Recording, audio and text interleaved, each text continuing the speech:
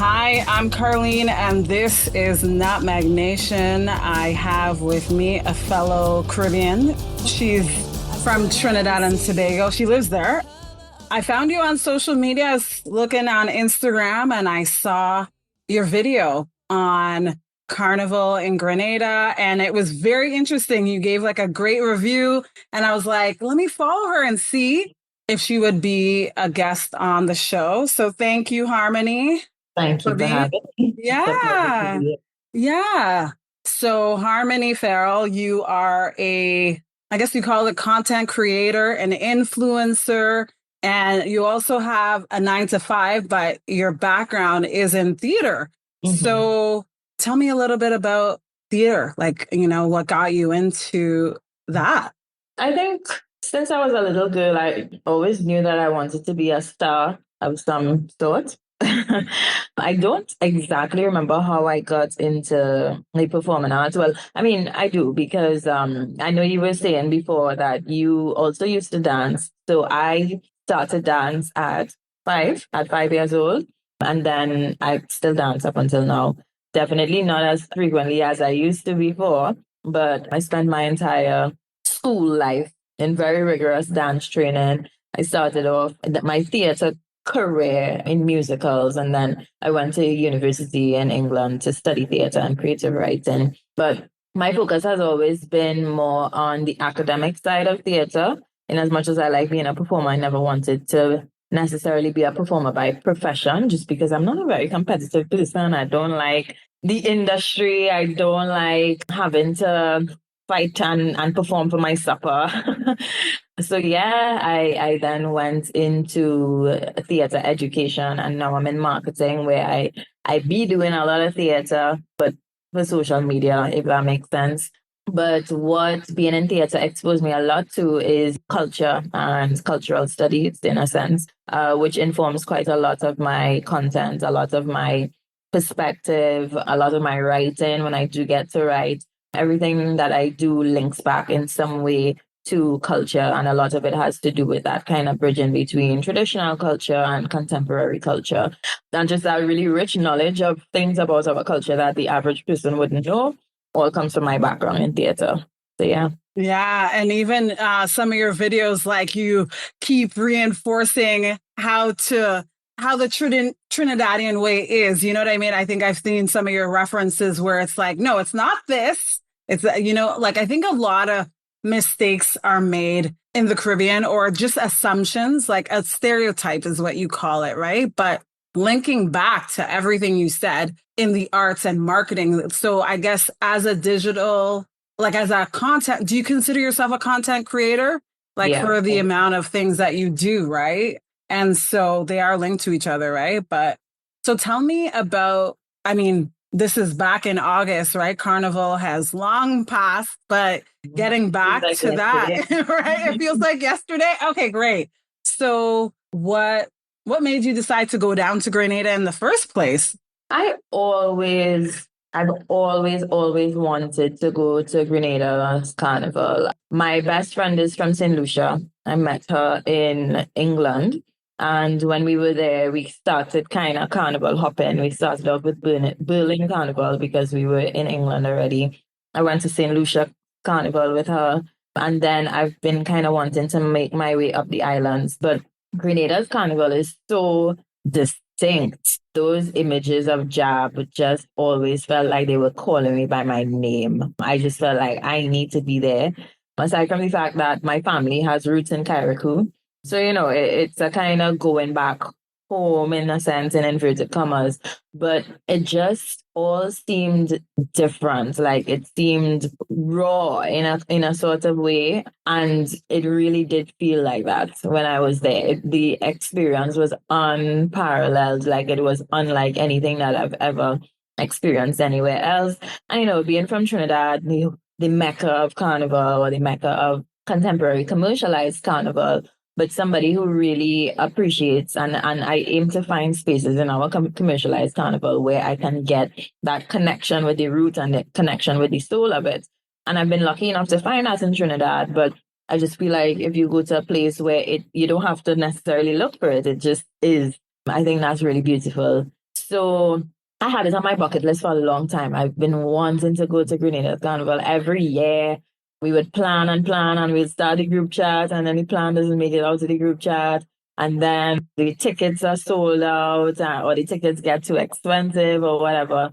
And it was just by complete luck. Like I wasn't even going to make it last year. It was by complete luck that I ended up there. And it was just, it was literally like a dream come true. I have a photo on my vision, well, on my older vision board, because I've had to update it now, but I had a photo of some girls on a rainy Juve morning in their covered in black, wearing the jab helmets, walking through St. George's in the rain. I had that photo in my vision board, and I used to visualize it, like myself and my girlfriends heading to, well, I mean, finishing up jab. So it really literally was like a dream come true to be there for me. Hearing you talk about the jab, I think they've really transformed the culture. Like I watched a documentary on like some preview of it. So they're actually making it so popular with that. And I think it's gaining a lot of interest for sure. And hearing you talk about the fact that it was on your vision board. So eventually it was going to happen. And it was amazing. I think you kind of, with your social media presence, I think you've made Grenada highlight in terms of like, this is something that, you want to do in that sense. So I think it's amazing that you were able to experience it. Like, so for you, would you go back again? Definitely. Yeah. Like when I was there, people kept asking me, would you come back? Of course, I absolutely, definitely 1000% would go back. And just the hospitality that I experienced there as well. It was one of my most, and I was there for a long time because of the flight situation. When I say a long time, longer than people normally would go for Carnival. I was there for a good few days after, enough days before that I got to really see and experience the country as well. So it just felt like I belonged. I can't think of any reason why I would not go back. And I mean, we're talking about jab, but even the pretty mass experience to me was also excellent. It was amazing. It was top tier. A lot of it has to do with like the topography of the island itself. The weather is a different story. But because I mean, it happens in August. It's the rainy season, right? It rained every day. It rained on the road. It rained every day. That's new. You know what? I think this year Grenada's had more floods than they normally have. Like even a couple months ago, my aunt sent me a video with like another flood. I'm like, what is going on? Because that's not the norm. And we can say maybe it might be global warming having to do something with that, but it's really not supposed to. Like rainy season is now in Grenada, like from December and January, not August. So the fact that you got a lot of rain was maybe not the norm.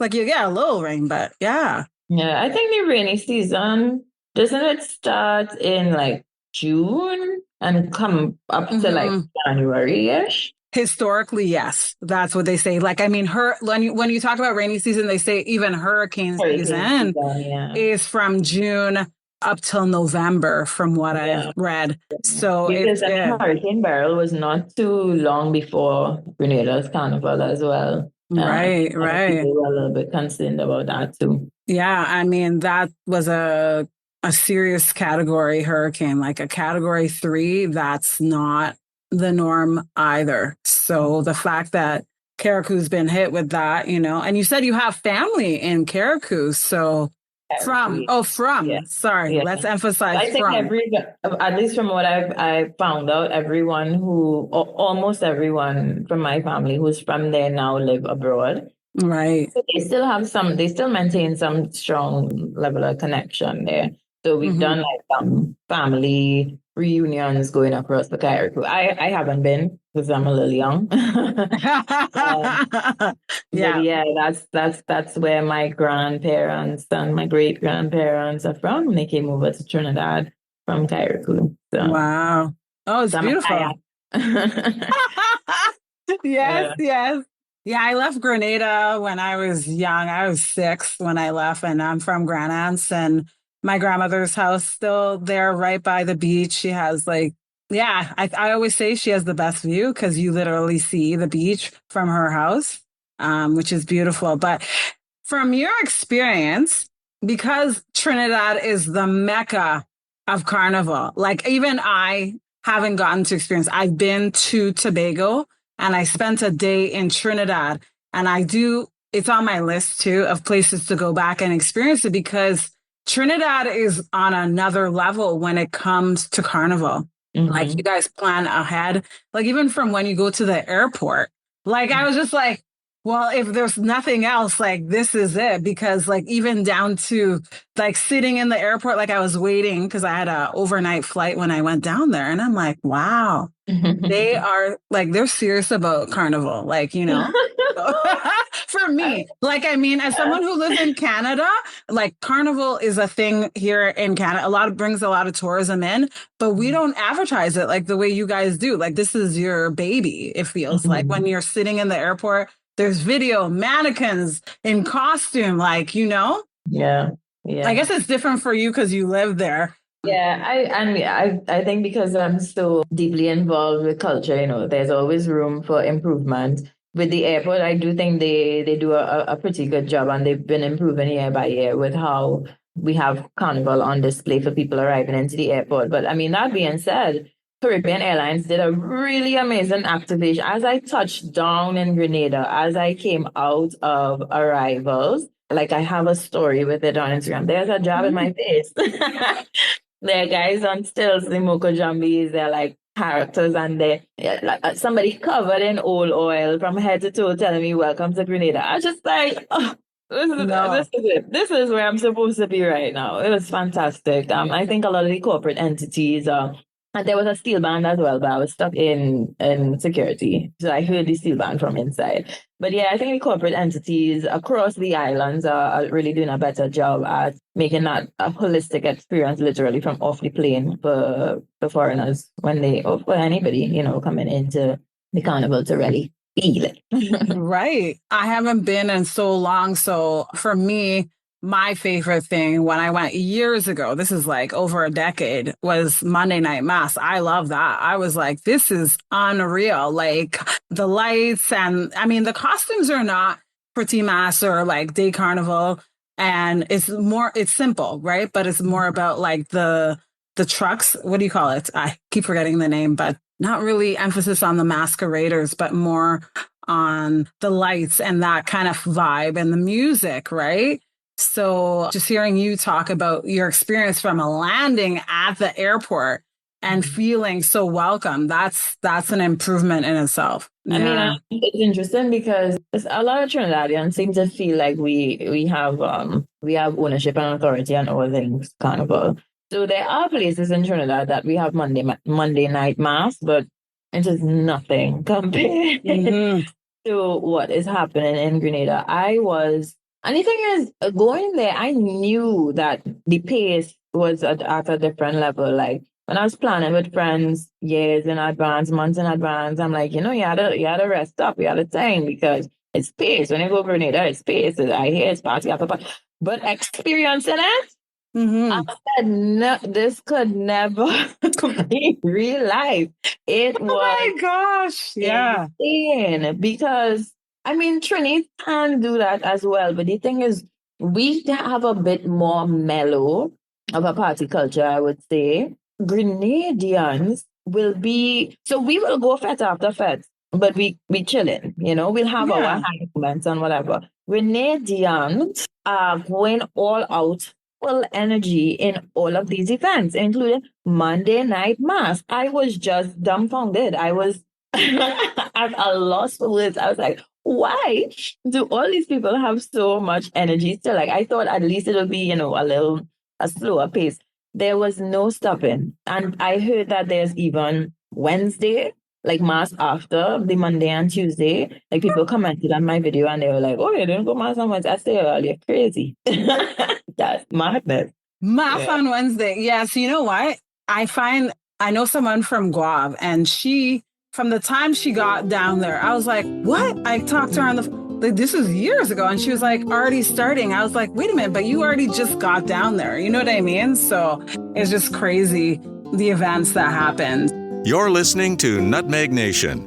Listen, learn, and be a part of Grenada. It sounds like you did a little bit of everything, though. Like, what were your favorite events like that you went to?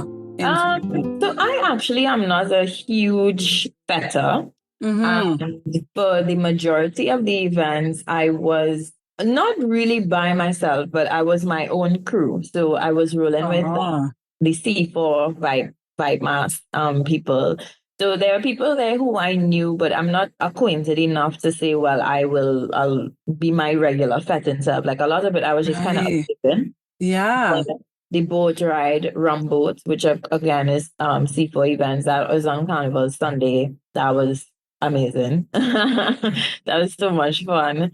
So I'd probably have to say, yeah, rum boat was and I'm not even remembering some of the things. It felt like I'm not even remembering some of the things. Yeah. But it was and did you do King and Queen show? No. Oh, I did Soca Monarch. Oh, Incredibly interesting. Again, the rain was insane. It was crazy. What is happening? Oh my gosh. People were rooting. Wow, I just remembered I have a Soca Monarch video edited that I never posted. Maybe I'll post it sometime soon. But yeah, that was really interesting. Again, comparing it to Trinidad's culture, where of course we had Soca Monarch. We don't have it anymore, but Soca Monarch was a huge thing for us, many years ago, and now it's not. And just seeing how pivotal it is for people there, like people from all walks of life, people from the communities are supporting their artists so hard. The level of production and creativity in the performances, all of that people will literally run out in the rain to cheer on their artists. It was really interesting as well. So I think those were two highlight moments for me, events. Great. So for those who don't know what a Soca Monarch is, can you elaborate for just anyone that's like, what's a Soca Monarch? So Soca Monarch is the competition, the major competition for Soca artists. So they are vying for the prize of Soca Monarch 2024, 2025, or whatever it is. So they will reign as the monarch for that year. So the finals of the Soca Monarch is what the big attraction is, where everybody comes and does their live performance on stage. So these performances usually have some sort of dramatic introduction that will go with the theme of the performance, and then followed by the artists performing their song live. They'll have dancers, they'll have props, they'll have sets, stuff like that. What I found really interesting was the integration of the multimedia. There was some really high quality, more or less like short films that were introducing people's performances, and you could look them up on YouTube. One that I was really impressed with was, and I think he won as well, an artist called Dash. His song is called The Tape. Wow. Okay. Yeah, his little short film is on YouTube. But just seeing the talent went into it was crazy. So Soca Monarch is still very important on the Carnival Friday for Grenadian people. And what I learned is that a lot of these artists get majority of their support from their own community. So whatever community they're from will like send busloads of people down there to back them and whatnot. So it's stadium environment, live crowd, just vibes. Yeah. Great vibes for sure. You know what? I think because we're talking about Grenada, I think it's important for you to also talk about Trinidad, because it is the Mecca of Carnival. And, a lot of people go down for Carnival in February. You know what I mean? And as someone who lives in the country now, I do have to ask you a question, though. Two things. One, tell me about Carnival in Trinidad. Why do you think it's such a popular event in comparison to other islands in the Caribbean? What brings so many people to Trinidad every year? I mean, it's coming up. Like, we're in January in no time, Yeah.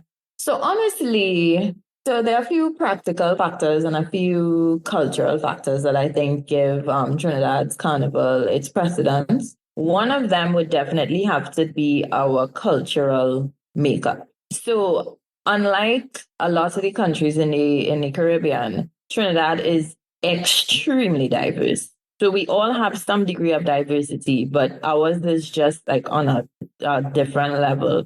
So everything that belongs to our culture, our food, our language is all, as we call it, callaloo, just mixed up, mix up, mix up. So I think all those very strong different cultural influences just give us a very powerful, really, really powerful product. In addition to the fact that the very practical fact that Trinidad and Tobago is an oil producing country, so our revenue, the standard of living, our class structure, things like that, I think are just conducive to a product, to the commercialization of a product to the level that it has been able to reach. So we are not a tourist destination. Tourism forms I don't want to say negligible, but a pretty small part of our revenue and our economy. But over time, I think just having, and in addition to, our population size being one of the, so I would safely say among the smaller islands who have French influence, because of course the French influence is what we kind of credit that connection to Carnival with. We probably have the largest population, which just, makes sense why we have the greatest show on earth. But Trinidad's Carnival is also an experience like no other. It's getting really interesting. The whole Carnival industry is getting really interesting now because as Trinidad influences the other islands, and not just the islands, the diaspora as well.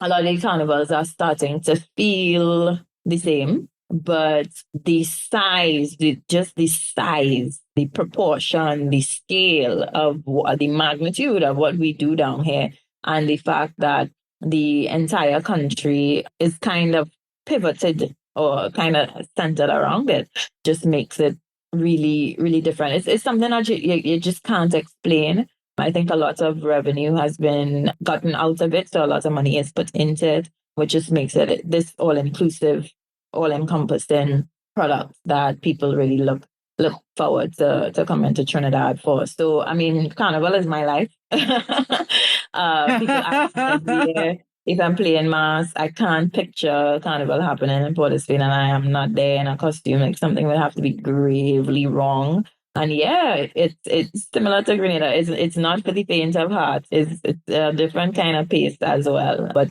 very much about the aesthetics and the pretty and just playing yourself, playing your true self, I would say then. Yeah, that is definitely a very detailed description of it. Like, your stuff, Harmony.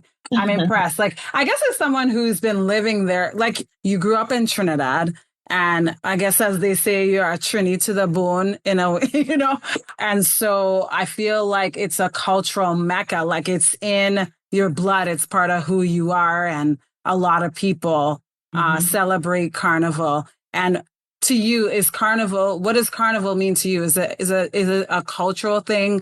Like you feel like you're representing Trinidad and Tobago when you play mass? Like, So Trinis, honestly, because we are so self-contained, we are notoriously just not really conscious of anything that happens outside of Trinidad.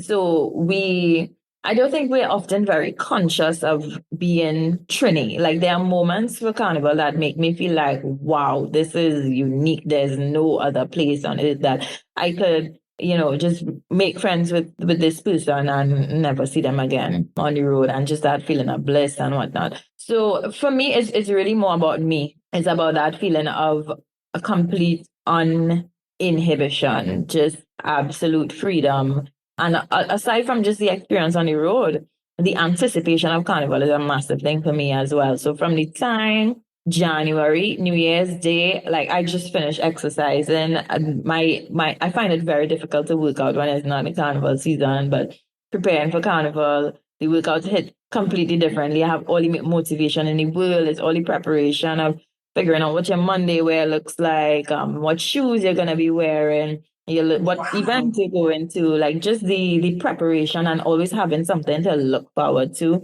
just excites me so much. Like I wake up and feel happy every single day in the Carnival season because you just know you're anticipating the road the days coming close to, I literally get anxious. I'm like, oh my God, what if something happens to me and I won't be able to play mass?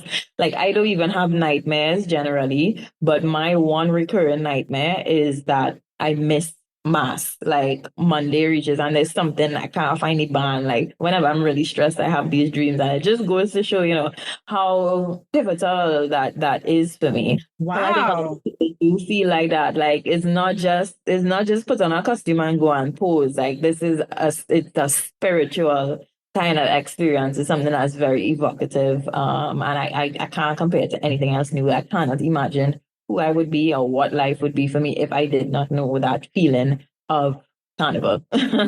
Wow. I feel like it's all about the preparation, all about the lead up to getting there. And this year, when is Carnival in Trinidad? It's on the 3rd and 4th of March. So we have a long season. Oh, okay. This time it's in March. Yeah, it's usually. Is it ever in February? Why did I think that? Yeah, it is. So it follows the liturgical calendar. So whenever it will always be the Monday and Tuesday right before. Oh, so okay. It changes every year. So sometimes the season is really short. Sometimes it's like as early as like the 14th of February. Yeah. We just have a long season this year.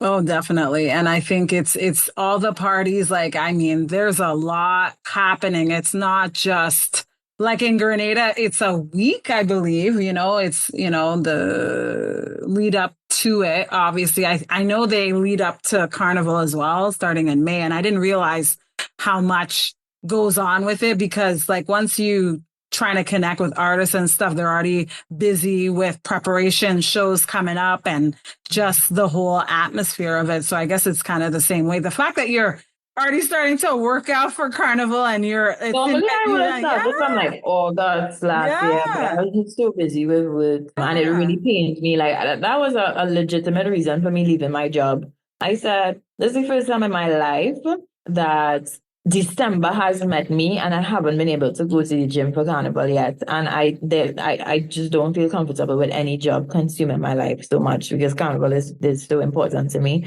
And I think it's really symbolic. So anything that is keeping me back from my Carnival prep, I think is keeping me back too much. So I'm literally leaving my job. Oh my gosh. Are we airing this part or are we taking it out? Yeah, no, sure. I mean, that's just part of the reason, but it just goes to show, it's a ritual, it's a pivotal part of my life. And you know what? I want anything to consume me so much that I won't be able to enjoy something that's so important to me and prepare. I don't want to go out on the road and feel as though I can't really do your thing. Yeah, I know, because some people have called in sick. So I think there's something to be said about work-life balance, because it's either you work to live or live to work, but you want to be able to do the things that you enjoy too. That's the whole part of it. And so if your work is taking over your personal life and you can't really enjoy it, that's really the hard part too. If the work stop in the line, I love it. It's good. If the work stuff. Yes. So one more thing. Did you already choose your costume? You already know? Yeah, for sure. Oh. So I'm with the band tribe. I'm on their committee. We started registration from, I think, August last year. I chose my costume. I was there at the band launch. I went into the showroom the day it opened. Chose my costume. I have it as my wallpaper on my phone. That's awesome. It's exciting, leading up to all the excitement and all the fun and everything that encompasses Carnival, So thank you for sharing your experience and for sharing your insight into Grenada. Like, you know what I mean? I hope you get to experience Carnival again and come down to the island of Grenada as you did before, I do have to say that when I went, I did really enjoy Tobago. In your experience, so for me, I love the beaches in Tobago. Do you have an opinion on that? Because I've had this argument with my old roommate who's from Trinidad, and she's like, Trinidad has the best I'm like, I don't know about that, but in comparison to Tobago, Trinidad, and other, who do you think? What do you think? Tobago has world-class beaches. Like, I think Tobago is absolutely a tourist destination. I don't think that Trinidad's cultural tourism or ecotourism or kind of tourism is developed enough that it makes sense to come here aside from Carnival. I know that's a real hot take, but I feel like if you go to at any point during the year and enjoy what there is there, our accessibility to our sites and stuff just makes it really difficult. And Tobago's beaches are amazing. Trinidad's beaches, good for what they are. They really can't compare. Yeah. Yes, we can. Okay. Well, I'm Carlene, and this is Nutmeg Nation. Thank you, Harmony. Thank you for listening to Nutmeg Nation with Carlene Humphrey.